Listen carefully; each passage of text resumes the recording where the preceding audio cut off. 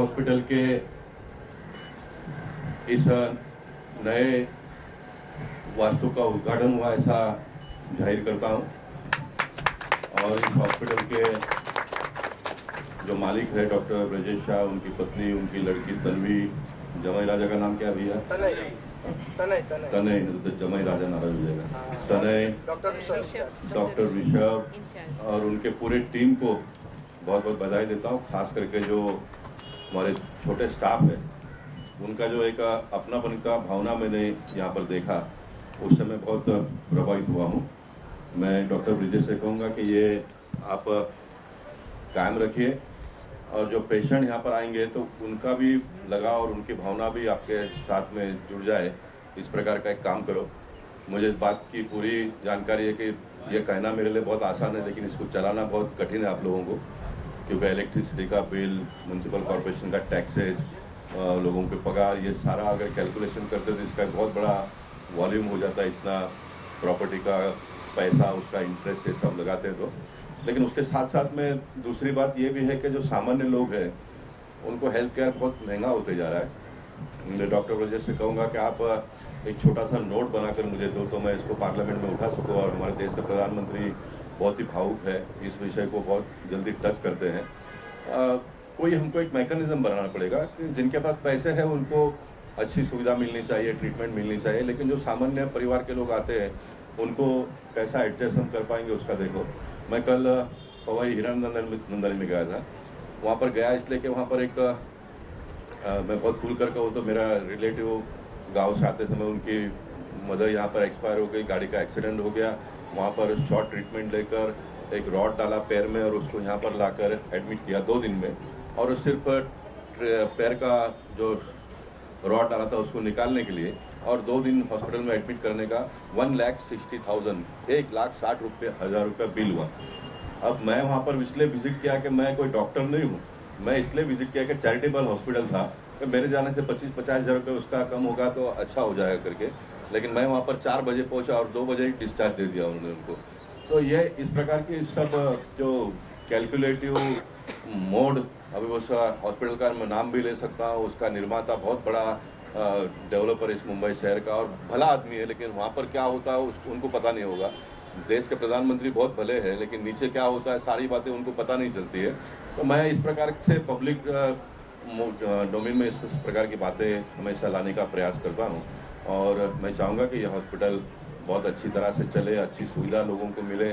नई टेक्नोलॉजी मुझे इन्होंने बताई, और नए टेक्नोलॉजी में दरवाज़ा कैसा खुलता है, टीवी कैसे ऑन होता है, एसी कैसे बंद होता है, 10 बातें उन्होंने मुझे बताई।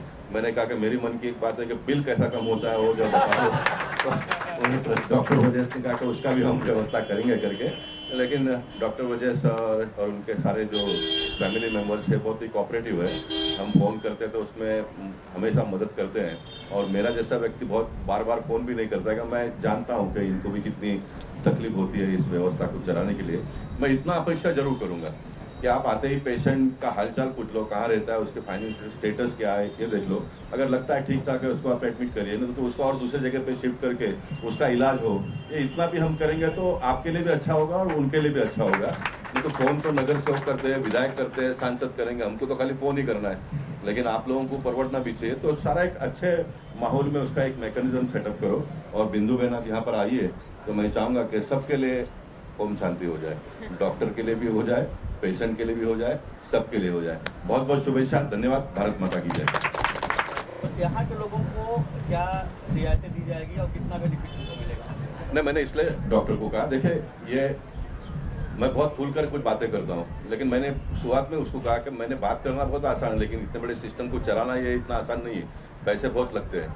इसलिए कोई एक मैकेनिज्म हमको सेटअप करना पड़ेगा, उसमें गवर्नमेंट का भी हेल्प मिलना चाहिए, और गवर्नमेंट एक सिस्टम बनाना चाहिए। जैसे फॉर एग्जांपल ये प्रधानमंत्री का जो आयुष्मान भारत योजना है, अब ये 2011 के एनरोलमेंट के हिसाब से हो रहा है। तो मैं उसके लिए प्रयास कर रहा हूँ कि जो 300 फुट के घर में रहता है उसको 5 लाख रुपए का व्यवस्था मिलना। भगवान करे वो बीमार नहीं आए उसको, लेकिन आ जाता तो उसकी 5 लाख की व्यवस्था होती है, इस प्रकार की व्यवस्था करना। फिर उसमें कार्ड में उसका नाम है नहीं है, वो गरीब है, ब्राह्मण है, दलित है, हिंदू है, मुसलमान है, ये बिल्कुल देखने का नहीं। 300 फुट का घर में रहने वाला आदमी गरीब है और गरीब के लिए व्यवस्था होनी चाहिए। ये हमको आने वाले दिनों में करना पड़ेगा और वो व्यवस्था हो जाएगी तो मैं मानता हूँ कि इस प्रकार के छोटे छोटे जो हॉस्पिटल चलाने वाले चालक है उनको एक बड़ा रिलीफ हो जाएगा, उनको जितने पैसे चाहिए उसमें से वो मिल जाएगा। तो ये हम करेंगे आने वाले दिनों में, लेकिन डॉक्टर लोग कोई बताता नहीं है कि गवर्नमेंट ने क्या करना चाहिए करके। ये तो मैं तो बहुत ही नीचे से आया हूँ और सभी से जुड़ा हुआ हूँ और छोटी छोटी बातें भी मेरे तक लोग पहुँचाते तो मैं इसको पब्लिक डोमेन में लाने का प्रयास करता हूँ। मैं दोनों बातों को जाहिर करना पड़ेगा, हमारा सिस्टम का भी दोष है और कुछ बड़े हॉस्पिटल के लोग उसमें इस प्रकार का करते हैं। चैरिटेबल हॉस्पिटल में 2 दिन में एक रॉड निकालने का और 2 दिन उसको बेड का 1,60,000 रुपया होता होगा, तो फिर नॉन चैरिटेबल हॉस्पिटल में क्या होता होगा बिल। मेरी आवाज़ अगर हीरानंदनी के डॉक्टर अगर सुनते होंगे तो मैं चाहूँगा कि उसमें आप कुछ ना कुछ जल्दी करिए, नहीं तो फिर पॉलिटिशियन लोग झुंड को लेके जाकर उधर फिर गड़बड़ करते हैं, फिर हॉस्पिटल एक अच्छी चलती है उसमें वादाएं निर्माण होती है, बंद हो जाता है। तो ये मैं उसका तरफदारी नहीं हूँ। हॉस्पिटल चलना चाहिए, आसानी से चलना चाहिए, उनको सपोर्ट भी होना चाहिए और हॉस्पिटल के लोगों ने भी एक नई मैकेनिज्म को कोई ना कोई माध्यम से सेटअप करना चाहिए जिससे सामान्य व्यक्ति को भी मिले, मिडिल क्लास को भी मिले, अपर मिडिल क्लास को भी मिले। ये हम आने वाले दिनों में करेंगे और उसमें सांसद के नाते मैंने जो कुछ भी करना चाहिए डॉक्टर आप मुझे बताएं, I will do that. Thank you. मंगल दिवस है, मंगल घड़ी है और मंगल वेला है। आज इस एपेक्स हॉस्पिटल का नवनिर्माण कार्य संपन्न हुआ और इसकी शुभ शुरुआत हो रही है।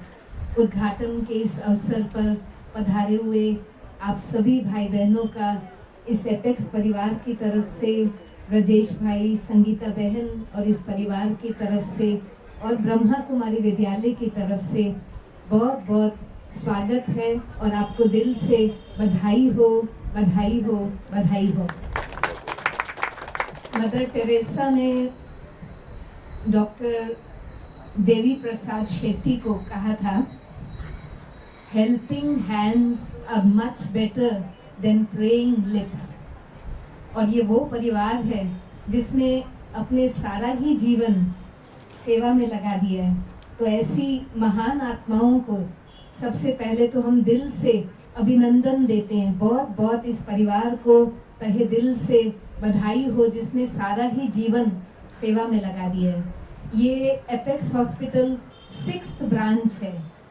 मुझे आज ये कहते हुए गर्व हो रहा है, पहले ब्रांच पर भी ऐसे ही गोपाल भाई और हम एक साथ स्टेज शेयर कर रहे थे 2007 में और आज ये 6th ब्रांच है। समझ में आता है कि ज़रूर बहुत जिसने दुआएं कमाई होंगी तो दुआएं ही असंभव कार्य को संभव कर सकती हैं। तो इसीलिए चलिए एक बार फिर से इस परिवार को दिल से जोरदार तालियों के द्वारा सम्मान दें। और ये भी कहना चाहूँगी कि अभी समय ऐसा है कि डॉक्टर्स को अब डबल डॉक्टर बनने की ज़रूरत है कि फिज़िकल हीलिंग के साथ साथ इमोशनल हीलिंग की भी ज़रूरत है पेशेंट्स को, जो भय के साथ आते हैं, जो दर्द को लेकर के आते हैं।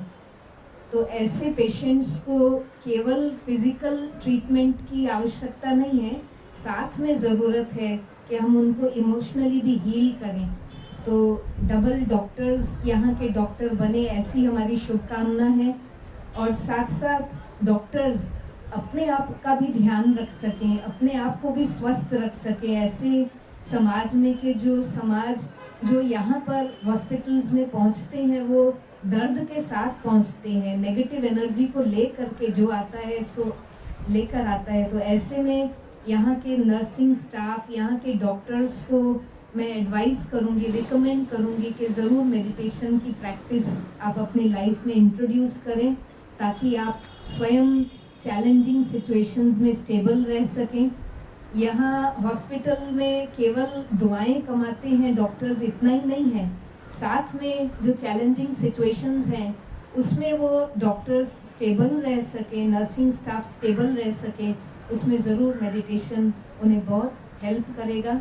मैं चाहूँगी कि आने वाले दिनों में जो भी इस छत के नीचे आए उसे सुकून मिले, उसे लगे कि मैं सही स्थान पर आ गया हूँ, सही हाथों में आ गया हूँ, अब मैं यहाँ पहुँच गया हूँ तो सब ठीक होगा, ऐसी इस हॉस्पिटल के लिए, डॉक्टर्स के लिए दिल से शुभकामनाएं हैं। बहुत बहुत आज के दिन की बधाई हो, बधाई। डॉक्टर वशिष्ठ ने मुझे यहाँ पर इलेक्ट्रॉनिक आर्टिफिशियल इंटेलिजेंस के बारे में बताई, तो वो मैं जानता हूँ कि आपके माध्यम से पब्लिक तक वो जानकारी पहुँचनी चाहिए। मैं आगे के कार्यक्रम पे नहीं जाऊँगा, तो वो बहुत इम्पोर्टेंट जानकारी है, तो वो दीजिए आप। यहाँ पे एपेक्स हॉस्पिटल में हमने कोशिश किया है कि सारे डिपार्टमेंट्स प्रॉपरली इंटीग्रेटेड हो, एक दूसरे से बात करें और 100% थ्रू सिस्टम कंट्रोल हो। उसमें से एक है EICU यानी इलेक्ट्रॉनिकली मैनेज ICU। तो हमारे को अगर ये ICU नहीं रहते तो हम ट्रेडिशनली कैसे काम करते हैं कि अगर पेशेंट ICU में सीरियस है तो कंसल्टेंट समझो कार्डियोलॉजिस्ट है या फिजिशियन है, जब बाहर जाते हैं तो उनको हर वक्त उसके रिपोर्ट्स जानने की बहुत ज़रूरत रहती है कि इसका पल्स कितना है, BP कितना है, ECG में क्या गड़बड़ है, आउटपुट यूरिन आउटपुट कितना है, ये सब जानकारी तुरंत चाहिए होती है। पर क्या होता है बाहर रहते हैं तो यहाँ पे फ़ोन करते हैं तो शायद डॉक्टर्स बिजी रहेंगे, फ़ोन लगाने उठा नहीं पाए, ऐसे ध्यान से उनको तुरंत इन्फॉर्मेशन नहीं मिलती है। तो अभी हमने क्या किया कि EICU है तो उसके हर कंसल्टेंट के मोबाइल पे एक ऐप डाल दिया है कि उससे जो भी ICU के अंदर मॉनिटर रहते हैं उसमें temperature, pulse, respiration, BP, ECG, output वो सब अपने आप उनको बिना पूछे उसके मोबाइल पे ऐप पे दिखता है। यानी डॉक्टर कंसल्टेंट को हॉस्पिटल के ICU में फ़ोन करने की या उनको बताने की ज़रूरत नहीं पड़ती है, जिससे डॉक्टर की एंग्जाइटी कम होती है कि यार मेरा पेशेंट ठीक है कि नहीं ICU में, और पेशेंट को भी सिक्योरिटी मिलता है कि मुझे मेरा कंसल्टेंट दुनिया के कहीं भी कोई भी कोने में है वो मुझे मॉनिटर करते हैं। तो दोनों जो का एंग्जाइटी कम होता है, सिक्योर फील होता है। तो ये एक सिस्टम बनाने से हमारा हर पेशेंट को सिक्योर हैंड्स में हो जाता है।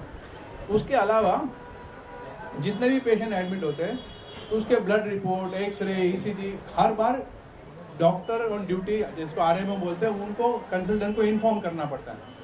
तो एवरी रिपोर्ट्स बताने की ज़रूरत पड़ती है। तो उसकी जगह पे हमने ऐसे सिस्टम बनाया कि जैसे भी ब्लड रिपोर्ट 8 बजे ब्लड कलेक्ट किया, 9 बजे रिपोर्ट रेडी है, तो मेरे मशीन से उस मशीन से ही उनको ब्लड रिपोर्ट, एक्सरे रिपोर्ट या ECG रिपोर्ट सिस्टम के थ्रू ही डॉक्टर के पास पहुंच जाता है। या तो हमने डिसाइड किया कि उस पेशेंट के रिलेटिव को जाना चाहिए तो अपने आप चले जाते हैं। इनको यानी ह्यूमन इंटरवेंशन की ज़रूरत नहीं पड़ती। या तो आदमी को जो रिपोर्ट लेने के लिए, लिखने के लिए, समझने के लिए जो टाइम लगता है, कभी कभी गलतियाँ होती है, वो सब ज़ीरो हो जाती है। तो एवरी टाइम फटाफट ट्रीटमेंट करने के लिए जो ज़रूरी इन्फॉर्मेशन है मिल जाती है। फिर पेशेंट एडमिशन हुआ तो कंसल्टेंट को, डॉक्टर को इन्फॉर्मेशन अपने आप थ्रू SMS सिस्टम से चले जाता है। डिस्चार्ज हुआ पता चल जाता है, वार्ड से ICU में गया तो पता चल जाता है, ICU से OT में गया, वो सब इमीडिएटली सिस्टम के थ्रू ही इन्फॉर्मेशन जाती है। हमको डॉक्टर को या सिस्टर को वो बताने की ज़रूरत नहीं पड़ती है।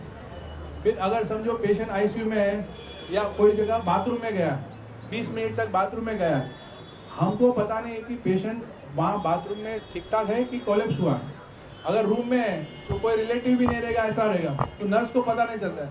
पर हमारे को सिस्टम में पता चलता है कि 20 मिनट ICU बाथरूम में गया है तो सिस्टर को अलर्ट आता है, जरा देख के आओ बाथरूम में पेशेंट ठीक ठाक है कि नहीं। काफ़ी बार क्या होता है स्पेशली रात में पेशेंट कोलैप्स हो गया, नर्स को पता नहीं है पेशेंट रूम में सोया है कि बाथरूम में गया है। सुबह जाते हैं पता चला अरे पेशेंट तो बाथरूम में कोलैप्स हो गया, शायद क्रिटिकल रहेगा, शायद डेथ हो गया।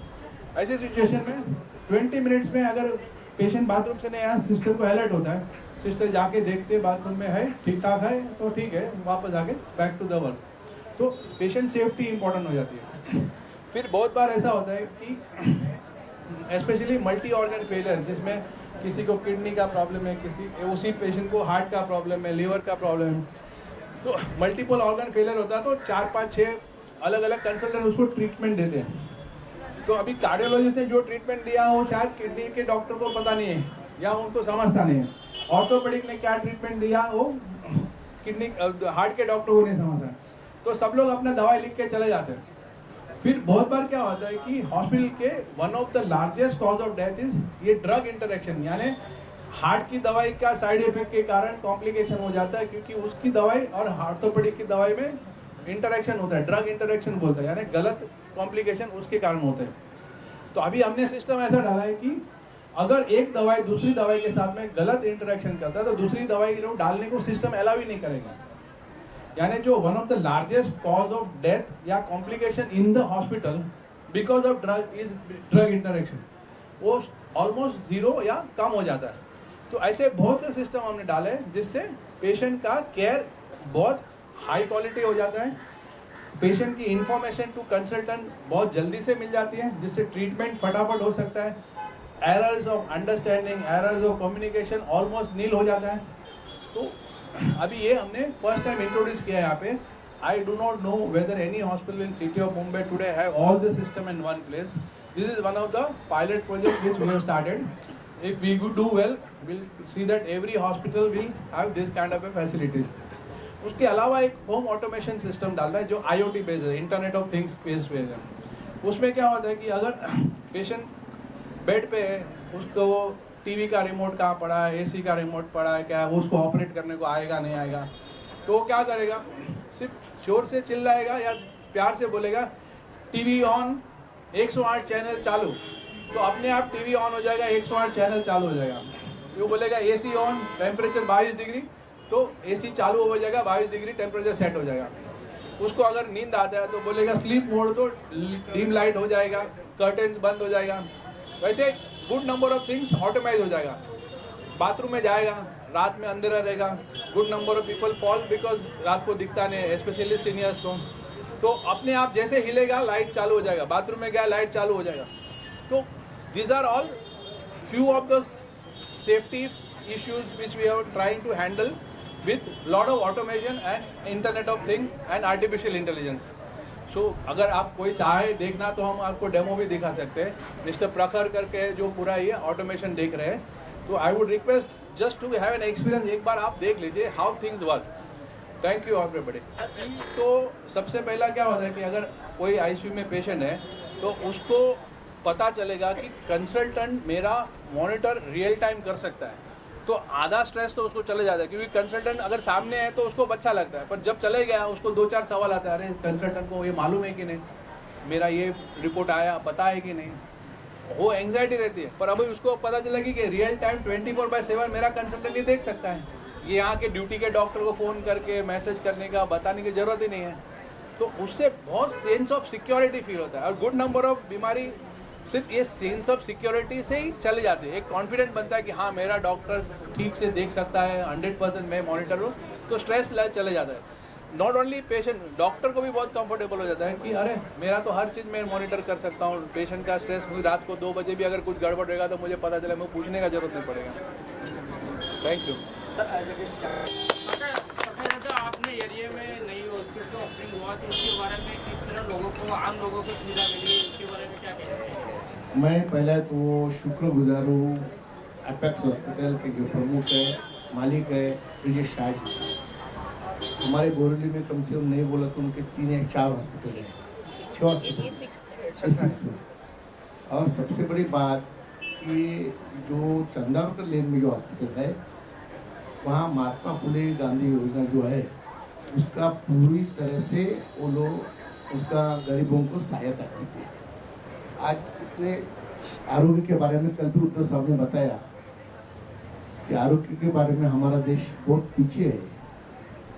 हमने कोरोना के काल में देखा होगा, हमारे देश में मुंबई में कोरोना में आरोग्य की बहुत अच्छी से देखभाल की। तो इसी तरह से आरोग्य के लिए ज़्यादा से ज़्यादा सुविधा कैसी दी जाए, इसलिए हमारे मुख्यमंत्री भी प्रयत्न कर रहे हैं और उसमें हाथ-बार लगाने का काम डॉक्टर ब्रिजेश शाह कर रहे हैं। अभी उन्होंने पता है ऑटोमेटेशन का सब on the spot on the one app पे सब मिलेगा। इससे मेरे ख्याल से जो अनपढ़ है थोड़ा उनको थोड़ी तकलीफ होगी, लेकिन जो पढ़े लिखे उनको अपने मोबाइल पे सब पूरा आ जाएगा। पेशेंट कैसा है, मेरे ख्याल से पहला हॉस्पिटल इतना ऑटोमेटेशन होगा, जैसे मेरे बम्बई में ऐसा मुझे लगता है। पेशेंट के माँ बाप, पेशेंट के जो रिलेटिव्स है उसको भी यहाँ रहने की ज़रूरत नहीं पड़ेगी, इतना सब कुछ फैसिलिटी उन्होंने दे रखी है। इसलिए मैं इनका बड़ा शुक्रगुजार हूँ। एक यहाँ हॉस्पिटल आने से, सुपर स्पेशलिस्ट हॉस्पिटल मेरे मतदान क्षेत्र में नहीं था, और वो यहाँ आने से यहाँ के लोगों को काफ़ी राहत मिलेगी मैं इनको ये कहूँगा कि इसमें भी अगर शासन की मदद लगती है तो हमारा शासन है, मंत्री महोदय हमारे हैं, तो यहाँ भी महात्मा फुले योजना अगर वो यहाँ भी लागू करेंगे, यहाँ जो झुग्गी झोपड़ी है, झोपड़पट्टी बहुत बड़े पैमाने पे और गरीब लोग ज़्यादा रहते हैं, तो उनको भी इतने अच्छे हॉस्पिटल में उनको ये इतना अच्छा हॉस्पिटल देखने का क्या हो देखने की चांस मिलेगा उनको। तो ऐसा भाई इतने अच्छे हॉस्पिटल में वो कहाँ जाते, शताब्दी और छोटे मोटे हॉस्पिटल में जाते हैं। तो मैं उनको वही दरख्वास्त करूँगा कि ये योजना अगर आप यहाँ चालू करेंगे, मैं जो भी मदद लगेगी शासन की तरफ हम देंगे। मैं उनका बहुत तहे दिल से शुक्रगुजार हूँ कि उन्होंने एक अच्छा हॉस्पिटल हमारे एरिया में लाया।